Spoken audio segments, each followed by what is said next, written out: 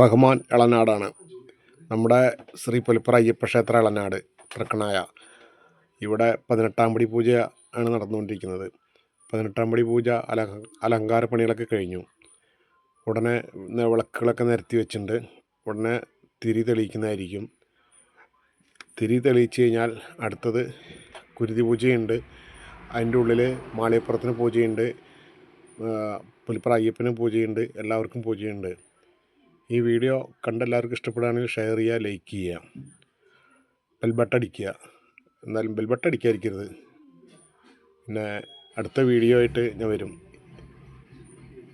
ശ്രീ പുലിപ്പുറത്തിന് വേണ്ടി എല്ലാവരും വരിക, കാണുക. ഇതാണ് മണ്ഡപം.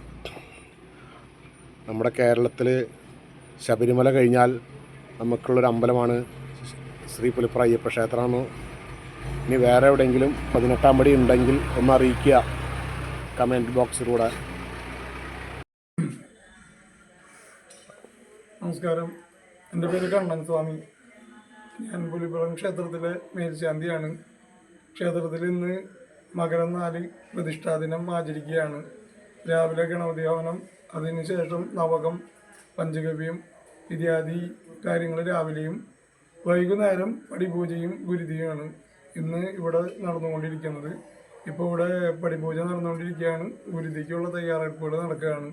ക്ഷേത്രത്തിനെ കുറിച്ച് പറയുകയായിരുന്നെങ്കിൽ അത് വളരെ ഉത്തമമായിട്ടും വളരെ നല്ല രീതിയിൽ പോയിക്കൊണ്ടിരിക്കുന്ന ഒരു ക്ഷേത്രമാണ് പുലിപ്പുറ അയ്യപ്പ ക്ഷേത്രം. അവിടെ നല്ല രീതിയിലുള്ള കാര്യങ്ങളും പൂജാതി കാര്യങ്ങളും എല്ലാം നല്ല രീതിയിൽ തന്നെ നടന്നു പോകുന്നുണ്ട്. അയ്യപ്പനെ നല്ല രീതിയിൽ ദർശനം ചെയ്താൽ അതിനുള്ള ഗുണങ്ങളും ഇവിടെ നിന്ന് ലഭിക്കുന്നതാണ്. സ്വാമി ശരണം.